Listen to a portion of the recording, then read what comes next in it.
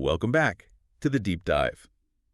You know, usually when we talk about Star Wars military history, specifically the post-Endor era, we're almost always looking at the poster boys. We're looking at Rogue Squadron, the pristine X-Wings, the clear moral high ground, the hero's journey archetypes where everyone is handsome and competent and, morally Yeah, uncompromised. this recruitment posters, right? Join the Alliance, save the galaxy, look good doing it. It's sort of the Top Gun energy of the New Republic. Exactly. But today we're going into the gutter. We are scrubbing the grime off the hull. We are looking at the washouts, the failures, and the guys who literally couldn't cut it in the real Navy. Uh-huh. We're opening the files on Wraith Squadron, specifically focusing on the operation against warlord Zsinj as detailed in the Iron Fist dossier. And I have to say, looking through this material, this feels less like a war documentary and more like a heist movie that just went completely off the rails. That is the perfect way to frame it. I mean, if Rogue Squadron is Top Gun, Wraith Squadron is the Dirty Dozen meets, like Mission Impossible. Yes. But it's not just action. What really stood out to me in these sources is the psychological complexity. We aren't just fighting stormtroopers here. We're looking at a new republic that is really struggling to figure out what it wants to be. And they're fighting an imperial warlord who is having what seems like a literal identity crisis. Exactly. And the stakes are weirdly personal, aren't they? We're used to the Empire wants to blow up a planet. That's the usual thing. Right, big stakes, galaxy-ending stuff. But here, we have a warlord, Zsinj, who is obsessed with his own image, fighting a squadron of actors, liars, and spies. I mean, it's a war of perception as much as it is a war of lasers. Precisely. The central question of this deep dive isn't really, will they blow up the Superstar Destroyer? It's more like, who are you pretending to be today? Yeah. We see that with Faith Loran, the actor pilot. We see it with the villain, Sins. And we definitely absolutely see it with the double agent, Garrett Pitothel. This whole story is about masks. It is. So let's look at our mission statement for today. We are diving into the book Iron Fist by Aaron Allston. And unlike the previous entries in the X-Wing series, which were very, dogfight heavy, this one really feels like a spy thriller. It is. The whole premise is that the New Republic is hunting warlord Zsinj. He's the biggest threat left on the board, really. He has a superstar destroyer, the Iron Fist, which is essentially a city-sized weapon of mass destruction. But Zsinj is just slippery. You can't just fly at him and shoot him. No, absolutely not. He's too smart, too theatrical for that. He plays games. So Wedge Antilles, the legendary commander, he realizes that standard military tactics just aren't working. He needs something weirder. He needs unconventional warfare. He needs a unit that can fight on the ground just as well as they can fly in space. He needs commandos who can pilot. And since he can't pull the best of the best, the elites, for what is basically a suicide mission. He takes the ones nobody else wanted. The rejects. Which brings us to the roster. And I want to spend some time here because these are not your typical soldiers. In Rogue Squadron, everyone is an ace. In Wraith Squadron, everyone is a problem case. It is a roster of broken toys. I mean, Wedge Antilles is the commander, obviously, but even he is different here. In the movies, Wedge is the survivor, the guy who makes it through.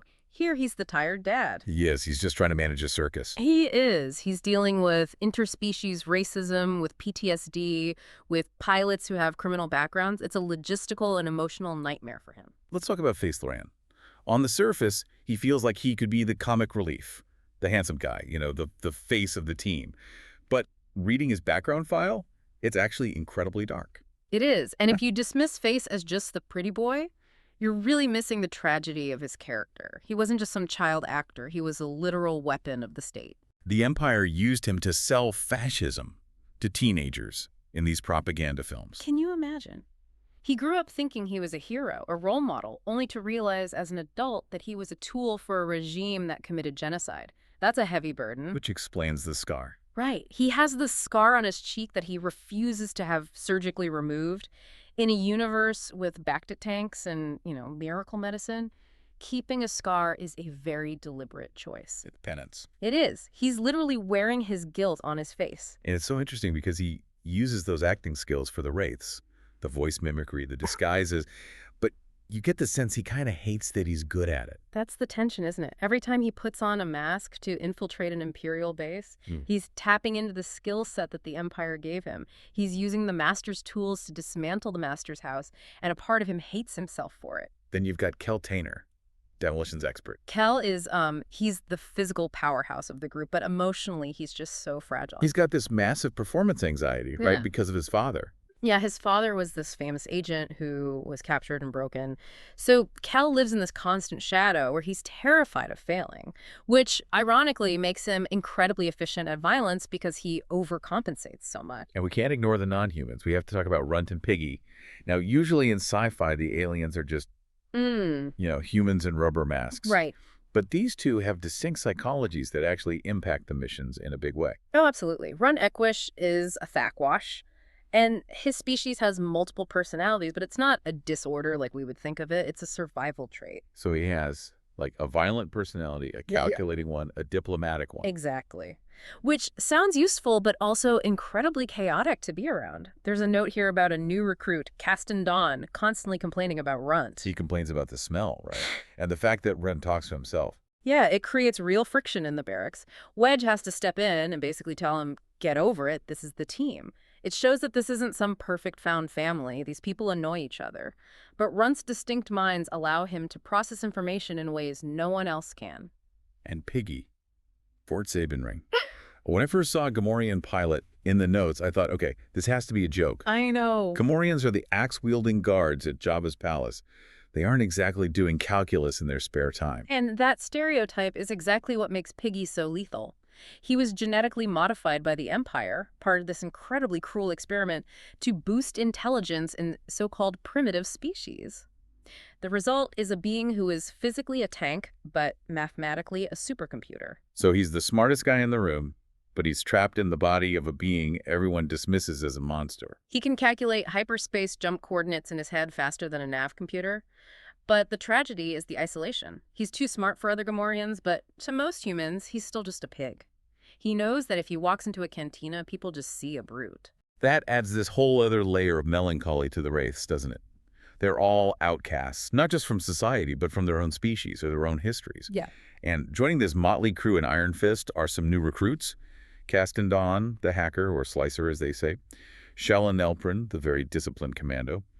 And Dia Pasic, a Twi'lek with a pretty shady criminal past. Castan is important because he brings that anarchist energy. He's not military. He doesn't respect the chain of command. He wants to tear down the system. And Shala is the complete opposite. She's rigid, by the book, military, highly trained. Putting them together on a team, it definitely creates sparks. Okay, so take these broken people and put them in a bar on Coruscant. The source material opens with what looks like a standard soldiers on leave brawl. A cyborg starts smashing bottles. But if you look closer at the choreography of it, this is a tactical exercise. It's a master class in unit cohesion. I mean, usually a bar fight is just chaos, flailing limbs, panic. But you watch the Waits, as soon as that first glass breaks, they just switch modes. They don't escalate, they neutralize. Exactly. You mentioned the cyborg. This is a guy with hydraulic strength. He's incredibly dangerous. And Keltainer, the demolitionist, is the one who takes him out. And he doesn't just punch him. You can't punch a cyborg, you'll break your hand. The text is very specific. Kel uses the cyborg's own momentum. He slides across the booth and delivers a leverage-based kick to the center of gravity. It's not brawling, it's martial arts physics. But the real Sherlock Holmes moment, for me, happens when the cops show up, the MPs. Faceland is just watching them, and he spots something wrong with how they walk. This is where Face's acting background brilliant. He spent his entire life studying how people move to embody characters, and he sees the lead MP who claims to be a born and bred Corellian. Now, Corellians have a swagger. It's cultural, it's loose, they're confident. But this guy walks with a precise, measured gait heel toe, upper body rigid. Like he's on a parade ground. Or like he's been programmed. Face realizes the body language completely contradicts the backstory, and that one tiny observation unravels the whole trap. These aren't cops. They're a hit squad. And that implies something truly terrifying about their enemy, warlord Zsinj. He didn't just send thugs, he sent actors. He set a stage. But the Wraiths just refuse to read their lines. Exactly. Wedge dives for a blaster. Phenon pulls out a laser scalpel, which he claims is a medical instrument, but, he uses it like a knife. And they just dismantle the Emberth. But the big takeaway from that whole scene is Zsinj knows who they are. He reached out and touched them on Coruscant, the capital of the New Republic. Exactly. He's not hiding in the Outer Rim. He's hunting them back. So let's pivot to the warlord himself. Zsinj is, well, he's weird. In the source text, we get a glimpse into his private life, and it's honestly disturbing. He has a mock bridge. It's the ultimate manifestation of the dictator trap, isn't it? He has built a one-to-one replica of his command deck in his private quarters. But instead of a crew, he just has empty chairs, and he walks around giving orders to ghosts. That sounds pathetic, honestly, like a little kid playing with action figures. It is pathetic, but it's also what makes him so dangerous. It shows that he values total, absolute control above reality. Real people talk back. Real people make mistakes. Imaginary people do exactly what Zsinj wants them to do. And it explains why he's so effective at psychological warfare. He treats the entire galaxy like it's just another simulation happening in his bedroom. Speaking of treating people like simulations, the ensign spread-in incident, I had to read that passage twice. That is the defining moment for Zsinj's character, for me. He catches an ensign playing a game on duty. Standard Imperial procedure would be a reprimand, maybe the brig, Sir. Zsinj orders him executed. But not immediately.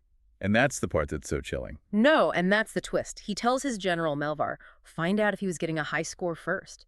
It's this cold, bureaucratic curiosity. Yeah. He wants to know the value of the asset he is about to destroy. As if he's thinking, was this a good tool that I'm breaking? If the man was a gaming prodigy, Zsinj feels a sense of loss. Not for the human life, but for the wasted potential of a tool. It's purely transactional. Did I break a useful hammer or a useless one? And this contrasts so perfectly with Wedge Antilles. Wedge sees potential in useless people, the misfits, and tries to save them and build them up. Zsinj's talent in his own men and kills them anyway, just to prove a point about obedience. It's the perfect foil. The Wraiths actually try to profile him in the book. They break into groups to come up with theories on what Zsinj is doing. And I love this because it shows they aren't just pilots. They are analysts. They're thinkers. It's a great scene. You have Runt's theory, which is pretty straightforward. Zsinj uses fear and respect. He bombs one planet to scare the other nearby governors into joining him. It's basically the mafia approach. Then you have Piggy's theory. Piggy, the numbers guy, looks at the data. He sees that Ysanne is hiring pirates. Now, why would a warlord with a super star destroyer need ragtag pirates? It doesn't make sense on the surface. Piggy deduces it's for deniability. Zsinj wants to raid New Republic shipping lanes without triggering a full-scale war. Let the pirates take the blame. And then there's Face's theory. Face goes completely meta. He thinks Zsinj is an actor. He thinks the Iron Fist is just a prop. He believes Zsinj is trying to cast himself as the hero of the Empire, the one true successor to the Emperor. He even throws out that wild theory that Ysanne Isard, the villain from the previous books, is still alive and pulling strings. Which Wedge just hates. He shuts that down immediately. But it shows Face's paranoia, his tendency to see conspiracies everywhere. But ultimately, it's the pirate theory that's the one they act on. Yeah. If Zsinj is using pirates, the Wraiths decide the best way to catch him is to become pirates. Which sets up the entire heist. But before we get to their pirate transformation, we absolutely have to talk about the ticking time bomb inside the squadron. The double agent. Gara Pitofel, or as the Wraiths know her, Lara Notzel. This is, in my opinion, the single most compelling character arc in the book. So lay it out for us. Who is she really? Gara Pitofel is an Imperial intelligence prodigy. She's not a pilot by trade. She's a spy, a deep cover agent. She's a master of data extraction, social engineering, acting, the works. And her mission is to infiltrate the New Republic, get assigned to a frontline fighter squadron, and eventually defect back to Zsinj with valuable intel or, a stolen ship. And her cover story is it's heartbreakingly perfect. It is. She poses as Lara Notzel, a refugee farm girl. She claims her home was destroyed by Admiral Trigget, who is one of Zsinj's underlings, and that she was kept as Trigget's unwilling mistress. It's diabolical because it guarantees her immediate sympathy. Who in the New Republic is going to aggressively interrogate the traumatized victim of a high-ranking Imperial warlord? Nobody. It's a perfect shield. It makes her untouchable. But she runs into a complication during her flight training, a corrupt New Republic officer named Colonel Repness. Now, this part confused me a little bit when I first read it. Why is there a corrupt officer in the New Republic? I thought they were the good guys. Well, the New Republic is growing too fast. It's messy. They are absorbing defectors, local militias, all this new bureaucracy. Repness represents the rot that can creep into the system. So he's running a black market ring, stealing ships and parts. Yeah, and he targets washouts cadets who are failing and offers to fix their grades in exchange for them helping him steal parts or ships. And he targets Lara because she's intentionally faking being a bad pilot. Exactly. He has to fail to maintain her cover. She can't look too elite or they'll get suspicious and think she's an Imperial plant. So she's terrain following with her grades, just barely passing. Repness sees a weak link he thinks he can exploit. Now, Face and Fanan are Wraiths. They spot Lara, and they think she's exactly what she says she is, a struggling pilot being preyed upon. So they decide to help her. They try to be the White Knights. They set up this whole plan to catch Repness in the act. They tell her, Lara, just pretend to go along with him and we'll record everything and catch him. It's almost a comedy of errors. They have no idea who they're dealing with. The Wraiths are trying to save the damsel in distress. But Lara, she doesn't need White Knights. No. She realizes that if she gets involved in their little sting operation, her cover might be blown. New Republic intelligence will look way too closely at her background. She needs Repness gone, immediately and totally. So she goes rogue. She becomes the White Lancer. She uses her slicing skills, she hacks the training frigate's computers, but she doesn't just delete a few files, she exposes everything. Repness's entire theft ring, his hidden bank accounts, the names of all the other pilots he's compromised. She just burns his whole world down anonymously. And the text mentions she sends this letter to General Kraken signed White Lancer, and it's full of intentional misspellings and all lowercase letters. I am the unseen, the unknowable. She adopts the persona of a hacker script kiddie to throw them off her scent. It's brilliant tradecraft. She frames herself as some external vigilante so no one even thinks to look at the quiet farm girl in the barracks. But there's this moment of hesitation. She sees the file of a cadet named Bicky. Bicky is young, eager. Repness had his hooks in him pretty deep. And Lara could expose Bicky and ruin his career along with all the others. From an Imperial perspective, it would be the efficient thing to do. Deny the rebels another pilot. But she doesn't do it. She destroys the files that implicate Bicky. She spares him. She tells herself, let him die in a cockpit later. But really, it's mercy. This is the first real crack in her armor. She's supposed to be this cold-blooded Imperial agent, but she's starting to make decisions based on empathy. And because she exposes Repness, she gets graduated essentially out of spite by Repness's replacement. She even gets assigned Repness's personal X-Wing. Which is exactly where she wanted to be all along. Assigned to a frontline squadron, she gets put in with the Wraiths. But now she's in deep, she's surrounded by the very people she's supposed to kill, and she's confused. Confused by what? By their mental health. It sounds strange, but she's used to Imperial pilots who are driven by fury, hate, and fear. The Wraiths and the Rogues seem, well, they seem emotionally healthy. They care about each other, they joke around, they don't want to kill unnecessarily. It just completely breaks her worldview. It's hard to demonize the enemy when the enemy is buying you drinks and helping you tune up your X-Wing. And Zsinj knows she's there. General Melvar, Zsinj's right hand, he tracks her down. They start putting pressure on her. Destroy them on Ramonda. Destroy Han Solo's task force. So the clock is ticking for her. She's embedded with the Wraiths. Zsinj is pulling her strings from afar, and the Wraiths have just decided to go undercover as pirates. Let's talk about Operation Hawkdat. This is the heist segment of the story. The Wraiths decide that to catch a pirate-hiring warlord, they need to be the most attractive pirates on the market. But they can't just, paint their X-Wings black. Why not? Wouldn't that be a lot easier? Because X-Wings have a very distinct sensor profile. Everyone in the galaxy knows what an X-Wing engine sounds like on scanners. If Zsinj sees X-Wings, he knows it's the Republic. They need Imperial ships to sell the lie. Specifically, they want TIE interceptors, the squints. Right. TIE interceptors are the sports cars of the Imperial TIE line. 4 laser cannons, super fast, very maneuverable. They're perfect for pirates because they're deadly, but they're also common enough to be considered Imperial surplus. It fits the narrative. So they had to steal them from an active Imperial base on the planet Halmad.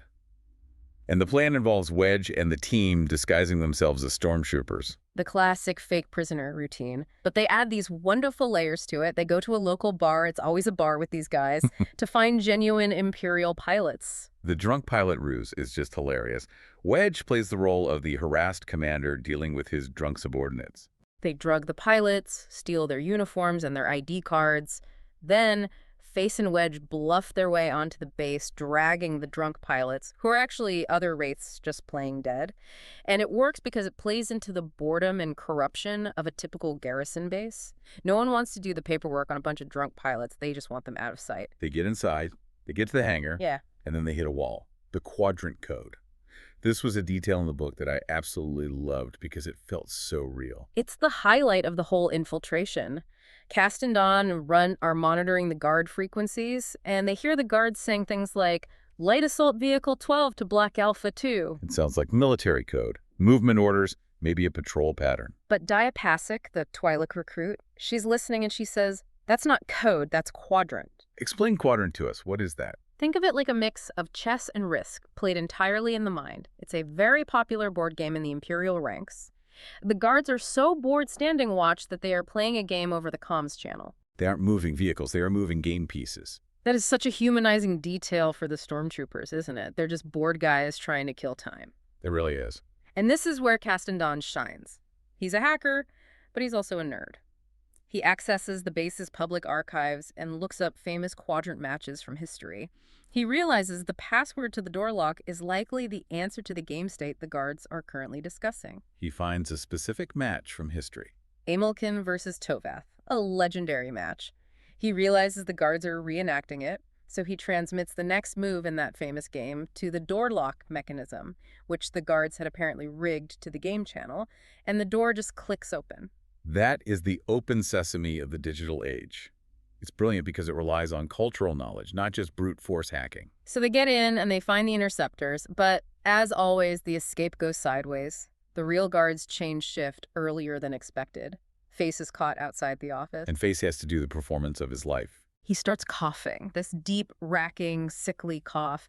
He grabs a stormtrooper and just leans on him, claiming he's dedicated. Dedicated. Fanon, the doctor on the team, just loves that line. He's playing the role of the sick soldier who refuses to leave his post.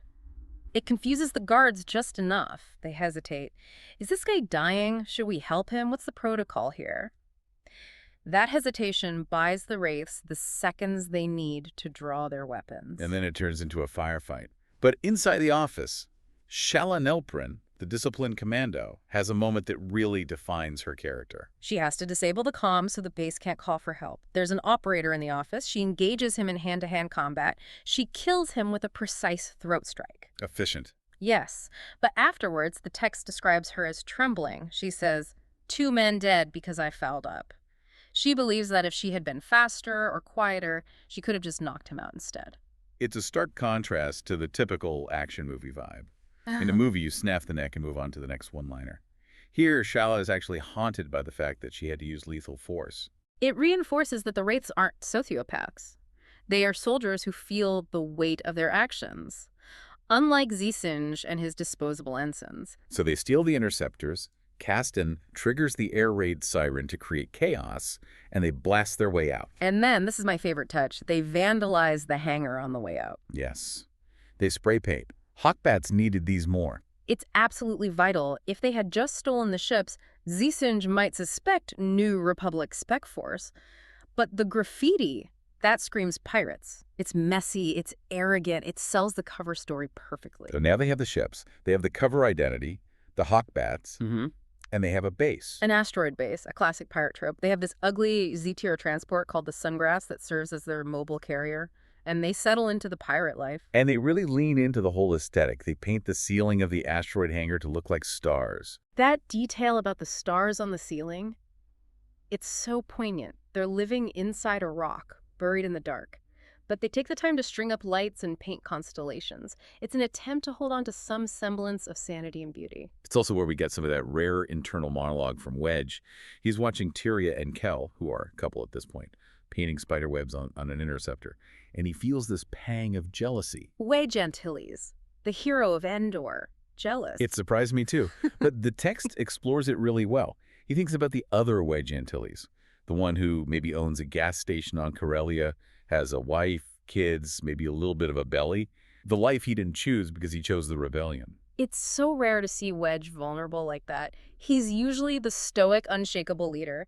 But here, seeing his subordinates finding love in the middle of a war zone, he realizes what he's sacrificed. He's lonely. It makes him so much more relatable. They don't have much time for introspection because they have to start hitting targets. They hijack a freighter called the Bardaria. And Face gets to play his new role, General Kargan. He puts on the makeup, the false scars, uses a gravelly voice.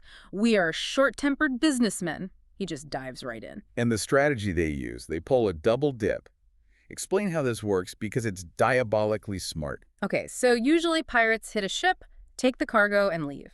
The Wraiths hit the Bardaria on its way out of the system. They take some of the cargo. Then they look at the shipping schedule. They calculate exactly when the Bardaria will be returning through that same system on its return leg. And they just wait for it. They hit the same ship again on the way back. It's psychological warfare against the trade guilds. If your ship gets hit once, it's bad luck. If it gets hit twice on the exact same run, it means the entire shipping lane is completely compromised. It forces the guilds to panic. They have to cry out to Zsinj, you promised us protection. Where are you? Exactly. It forces Zsinj to react. He can't ignore them anymore. The Wraiths aren't just stealing cargo. They are methodically destroying the economic confidence of Zsinj's entire territory. And speaking of chaos, we have to mention the Ewok.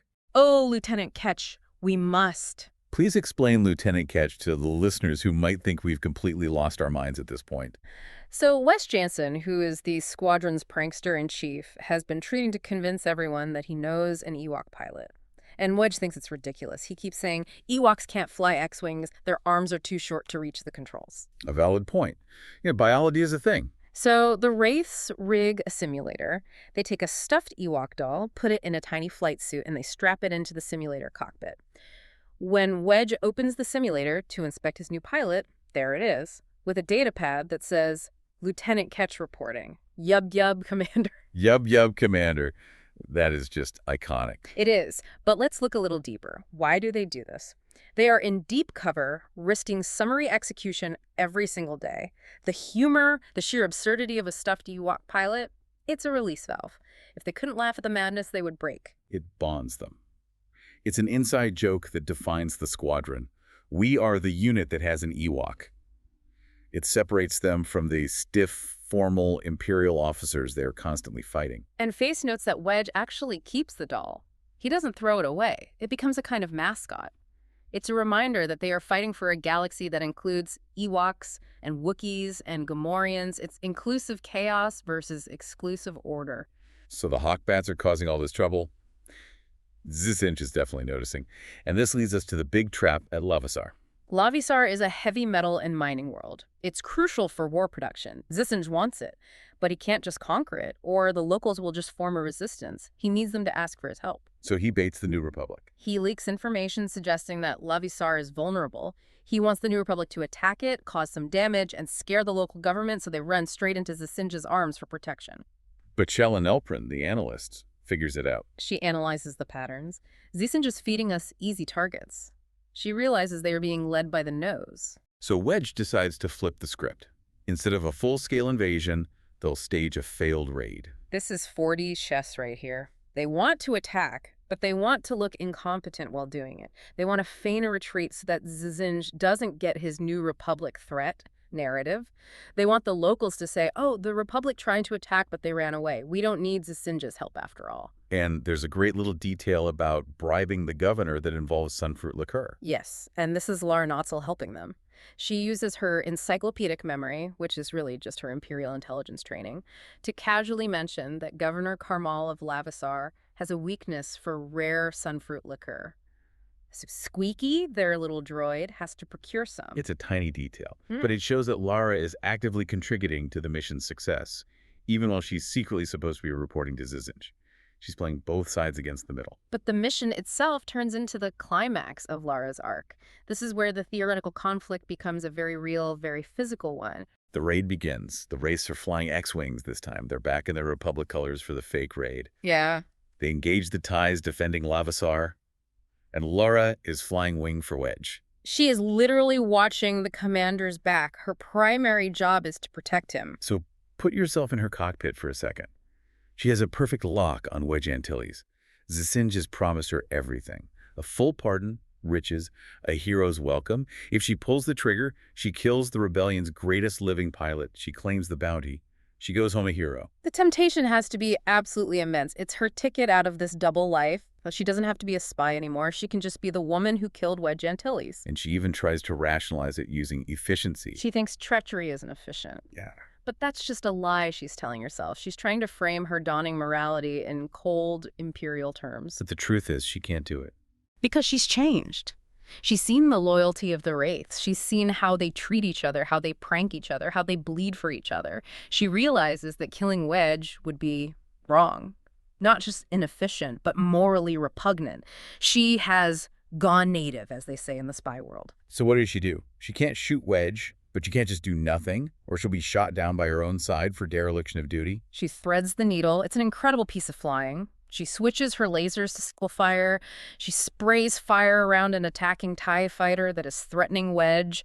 She creates a light show. She makes it look like she's desperately trying to hit it, but she's deliberately missing until she finally hits its solar array. So she disables the enemy TIE to save Wedge, but she does it clumsily, so she doesn't look too good. She saves her enemy, Wedge, from her masters, the Empire, while pretending to be an incompetent pilot to fool everyone. It's the most complex piece of flying in the entire book. It's not about acrobatics. It's about narrative control. Her X-Wing gets damaged in the process. She nearly panics, but she follows Wedge to safety. And that is a massive turning point. She chose the Wraiths. Maybe not verbally, maybe not officially, but in that split-second moment of adrenaline, she pulled the trigger for them, not against them.